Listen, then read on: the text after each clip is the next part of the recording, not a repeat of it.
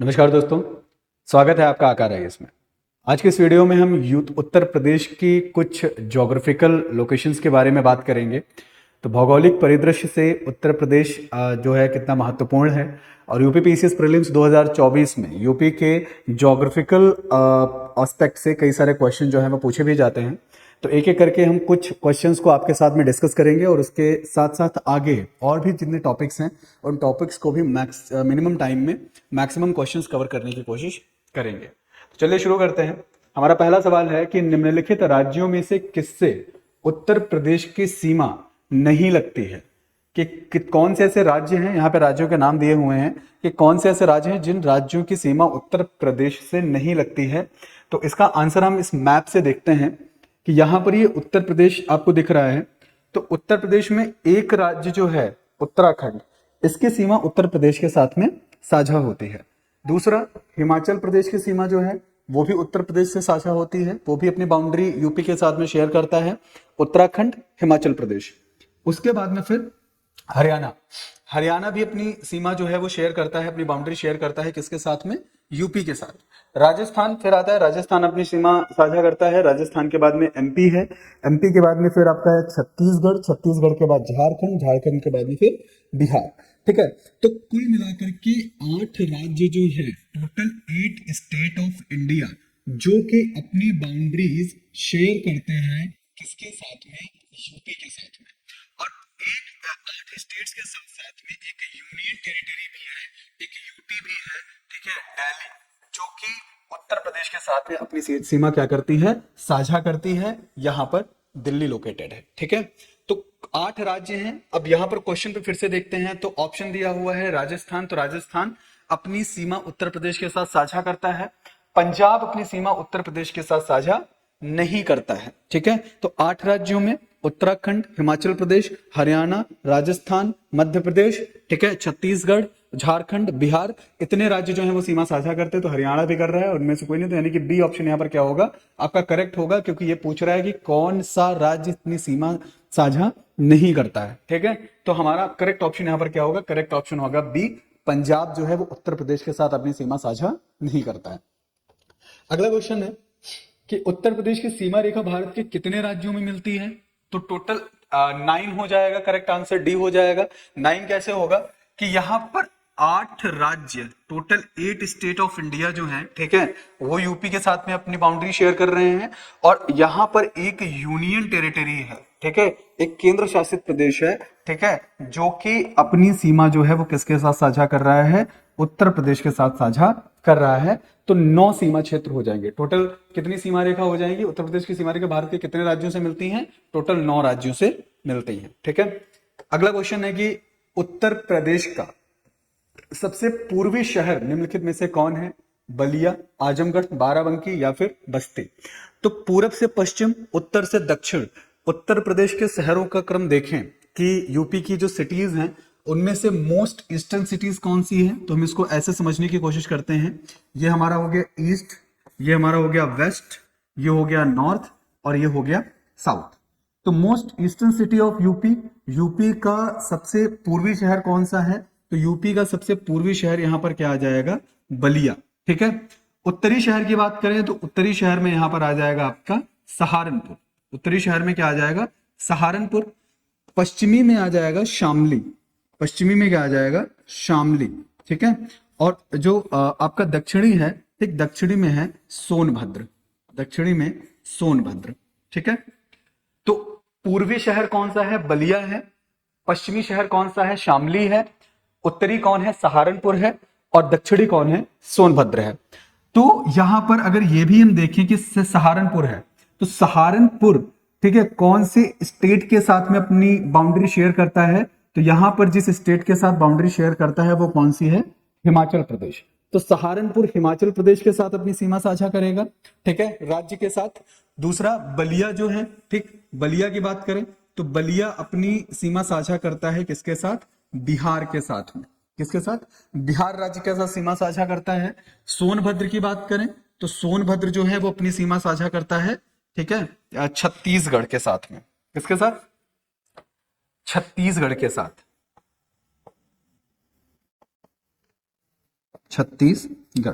ठीक, तो ये अपनी सीमा किसके साथ साझा कर रहा है? छत्तीसगढ़ के साथ कर रहा है। और शामली अपनी सीमा साझा करता है हरियाणा राज्य के साथ, हरियाणा। ठीक है, तो ये बेसिकली है। ठीक है, पूरब में बलिया है जो बिहार राज्य के साथ सीमा साझा करता है, पश्चिम में शामली है जो हरियाणा के साथ करता है, उत्तर में सहारनपुर हिमाचल प्रदेश के साथ अपनी सीमा साझा करता है, और सोनभद्र जो है वो छत्तीसगढ़ के साथ अपनी सीमा साझा करता है। तो यहां पर पूछ रहा है सबसे पूर्वी शहर कौन सा है, तो ए ऑप्शन हमारा करेक्ट होगा, बलिया जो है वो सबसे पूर्वी शहर है। ठीक है, अगला सवाल है कि लखनऊ जिले की सीमा निम्नलिखित में से किस जिले की सीमा को स्पर्श नहीं करती है? लखनऊ के नियर बाई जो भी डिस्ट्रिक्ट्स हैं, जो जिले हैं, उन जिलों में से कौन सी जो जिले हैं जिनकी सीमा लखनऊ के साथ साझा नहीं होती है? बलिया, उन्नाव, हरदोई या फिर बाराबंकी। तो हमने भी पढ़ा कि बलिया जो है वो मोस्ट ईस्टर्न सिटी है ऑफ द उत्तर प्रदेश, उत्तर प्रदेश का सबसे पूर्वी शहर है, तो ये लखनऊ के साथ अपनी सीमा साझा नहीं करता है। तो लखनऊ के कॉन्टेक्स्ट में अगर हम देखें, this is the map of the Lucknow, तो यहां पर जो बाराबंकी है ये ईस्टर्न रीजन में आपका पड़ेगा, यानी कि पूर्वी क्षेत्र में पड़ेगा। तो पूरब की दिशा में जो बाराबंकी जिला है वो लखनऊ के साथ अपनी सीमा क्या करता है? साझा करता है।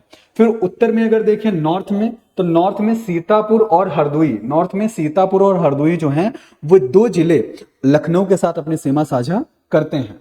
यहां उन्नाव आ जाता है, तो पश्चिम दिशा में, ठीक, पश्चिम की दिशा में, वेस्ट की दिशा से कौन लखनऊ के साथ सीमा साझा कर रहा है? वो उन्नाव जिला अपनी सीमा साझा कर रहा है। और फिर रायबरेली देखें, तो रायबरेली आ जाता है आपका सदर्न जोन में, यानी कि साउथ में, तो दक्षिण में रायबरेली जो है वो लखनऊ के साथ अपनी सीमा साझा करता है। तो कुल मिलाकर के 5 जिले, टोटल 5 डिस्ट्रिक्ट जो हैं वो लखनऊ के साथ अपनी सीमा साझा करते हैं। उत्तर में कौन है? हरदोई और सीतापुर है जो लखनऊ के साथ सीमा साझा कर रहा है। पूरब में बाराबंकी सीमा साझा कर रहा है, पश्चिम में उन्नाव है, और दक्षिण में रायबरेली है। ठीक है, अगला सवाल है कि निम्नलिखित जिलों का भौगोलिक क्षेत्रफल की दृष्टि से सही आरोही अनुक्रम क्या है?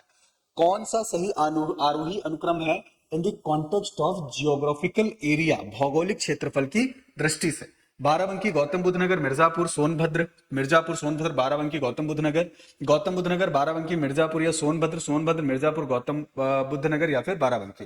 तो यहां एक एक करके देखते हैं। ठीक है, अगर हम यहाँ पर एरिया वाइज देखें तो सबसे पहले आ जाएगा गौतम बुद्ध नगर। गौतम बुद्ध नगर का जो एरिया है वो है 1282 square kilometre, 1282 square kilometre area किसका है? गौतम बुद्ध नगर का एरिया जो है वो पड़ता है। ठीक, उसके बाद में फिर आता है आपका बाराबंकी। तो बाराबंकी का जो एरिया पड़ेगा आरोही क्रम में, ठीक है, बाराबंकी, तो बाराबंकी का जो एरिया पड़ेगा आरोही क्रम में वो होगा 4400, ठीक है, 2 स्क्वायर किलोमीटर। उसके बाद में फिर देखें मिर्जापुर, मिर्जापुर, तो मिर्जापुर पड़ेगा 4405, 4405, और मिर्जापुर के बाद फिर आता है सोनभद्र। कौन आता है? सोनभद्र। सोनभद्र का जो एरिया पड़ेगा वो है 6905, 6905। तो ये एक आरोही क्रम बेसिकली चलेगा। तो सबसे पहले कौन है? गौतम बुद्ध नगर जो कि 1282 स्क्वायर किलोमीटर है, बाराबंकी 4402, ठीक है, उसके बाद में फिर मिर्जापुर 4405 और सोनभद्र 6905। तो यहां पर ऑप्शन देखते हैं कौन सा है, तो करेक्ट ऑप्शन हमारा होगा ऑप्शन सी, गौतम बुद्ध नगर, बाराबंकी, मिर्जापुर और सोनभद्र। ठीक है, अगला क्वेश्चन है कि उत्तर प्रदेश में न्यूनतम क्षेत्रफल वाला जिला कौन सा है? संत कबीर नगर, गौतम बुद्ध नगर, अंबेडकर नगर या कानपुर नगर? तो अभी हमने देखा गौतम बुद्ध नगर, तो गौतम बुद्ध नगर का जो एरिया है वो 1282 स्क्वायर किलोमीटर है, तो उस हिसाब से वह न्यूनतम क्षेत्रफल का जिला आ जाता है। सबसे छोटा जिला अगर हम देखें, smallest city of, smallest district of UP, smallest district of UP, तो ये आपका है हापुड़। ये क्या है? हापुड़, जिसका एरिया है 660 स्क्वायर किलोमीटर। ठीक है, तो उत्तर प्रदेश की सांख्यिकी की जो रिपोर्ट है 2022 के अनुसार, ठीक है, 2022 में जो आई उसके अनुसार उत्तर प्रदेश का सबसे छोटा जिला कौन सा है? उत्तर प्रदेश का सबसे छोटा जिला है हापुड़। ठीक है, तो ये यहाँ पर करेक्ट ऑप्शन क्या है? गौतम बुद्ध नगर बी। उत्तर प्रदेश के निम्नलिखित जिलों में से किसका क्षेत्रफल सर्वाधिक है? लखीमपुर, सोनभद्र, सीतापुर या हरदोई? तो ए ऑप्शन यहां पर करेक्ट होगा, लखीमपुर। तो उत्तर प्रदेश के लखीमपुर जिले का जो क्षेत्रफल है वह सर्वाधिक क्षेत्रफल में गिना जाता है। ए ऑप्शन होगा हमारा लखीमपुर खेरी। निम्नलिखित में से कौन सा जनपद इलाहाबाद जनपद के साथ सीमा साझा नहीं करता है? चित्रकूट, जौनपुर, संत कबीर नगर या फिर सोनभद्र। तो यहाँ पे करेक्ट ऑप्शन होगा सोनभद्र। सोनभद्र बेसिकली जो है वो इलाहाबाद की अपनी सीमा साझा नहीं करता है, बल्कि इलाहाबाद यानी कि जो प्रयागराज है ठीक है, इलाहाबाद या जो प्रयागराज है और सोनभद्र, इन दोनों के बीच में जो जिला पड़ता है, ठीक है, वो कौन पड़ता है? वो कौन सा जिला पड़ता है? मिर्जापुर। कौन सा पड़ता है? मिर्जापुर। मिर्जापुर की जो सीमा है वो इलाहाबाद के साथ अपनी सीमा साझा करती है और सोनभद्र के साथ भी अपनी सीमा साझा करती है। तो इलाहाबाद यानी कि प्रयागराज और सोनभद्र दोनों के बीच में जो जिला है वो कौन सा है? मिर्जापुर है। तो सोनभद्र जो है वो अपनी सीमा इलाहाबाद के साथ में साझा नहीं करता। अगला क्वेश्चन है कि उत्तर प्रदेश के निम्नलिखित क्षेत्रों में से किसमें अन्ना प्रथा उस क्षेत्र के कृषि और वानिकी के विकास के लिए अभिशाप है? पूर्वी उत्तर प्रदेश का बुंदेलखंड क्षेत्र, मध्य उत्तर प्रदेश या फिर पश्चिमी उत्तर प्रदेश। तो करेक्ट ऑप्शन होगा उत्तर प्रदेश का बुंदेलखंड क्षेत्र। अच्छा, ये बेसिकली बात हो रही है अन्ना प्रथा की, तो अन्ना प्रथा बेसिकली है क्या? तो उत्तर प्रदेश के बुंदेलखंड क्षेत्र में चैत मास में, जो चैत का महीना होता है यानी कि अप्रैल का महीना होता है, जब जो रबी की कटाई शुरू हो जाती है, तो उसके बाद का जो सीजन है, तो उसमें फसलों की कटाई के बाद में कुछ जानवरों को खेतों में चरने के लिए खुला छोड़ दिया जाता था, तो वो सीजनल होता था। लेकिन अभी आज के टाइम पे क्या है कि जो मवेशी हैं, जो जानवर हैं, उनको साल भर के लिए खुला छोड़ दिया जाता है, जिसकी वजह से फसलों को बहुत हानि हो रही है, बहुत नुकसान होता है, जिस वजह से जो बुंदेलखंड क्षेत्र है, ठीक, उसका जो कृषि है या जो वानिकी है वह उसके लिए क्या हो गया है? अभिशाप सिद्ध हो गई है, क्योंकि साल भर जानवरों के खुले रहने से ग्रेजिंग बढ़ रही है और ग्रेजिंग होने की वजह से क्या है कि फसलों और वानिकी को बहुत ज्यादा क्या हो रहा है? नुकसान हो रहा है। ठीक है, तो यहां पर करेक्ट ऑप्शन होगा डी, नॉग। फिर उत्तर प्रदेश में कितने कृषि जलवायु क्षेत्र पाए जाते हैं? तो उत्तर प्रदेश में टोटल 9 कृषि जलवायु प्रदेश पाए जाते हैं। टोटल 9 जो हैं वो कृषि जलवायु प्रदेश उत्तर में प्रदेश में क्या है? शामिल है, जिसमें भाबर का मैदान है, तराई का मैदान है, पश्चिमी मैदान है, मध्य मैदान है, दक्षिण पश्चिम अर्धशुष्क मैदान है, बुंदेलखंड का मैदान है, उत्तर पूर्वी मैदान है, पूर्वी मैदान है, विंध्यन क्षेत्र है। तो ये सारे क्षेत्र जो हैं, ठीक है, वो उत्तर प्रदेश के कृषि जलवायु क्षेत्र में क्या है? शामिल है। तो आज की इस वीडियो में हमने कुछ ये अहम सवालों को डिस्कस किया और आगे इस ज्योग्राफी से रिलेटेड जो भी इंपॉर्टेंट कॉन्टेक्स्ट में चीजें होंगी और जो क्वेश्चन फ्रेम होंगे उनके साथ हम आपको जरूर डिस्कस करेंगे। और एक चीज और बताना चाहूंगा कि ये जो क्वेश्चन आपके साथ डिस्कस किए गए हैं, ये क्वेश्चन आपके घटना चक्र से लिए गए हैं। किससे? घटना चक्र से लिए गए हैं। ठीक है, तो वहीं से ये सवाल आपके साथ डिस्कस किए गए हैं ताकि आपके प्रिपरेशन में अच्छी खासी हेल्प आपको क्या हो सके? मिल सके। Thank you.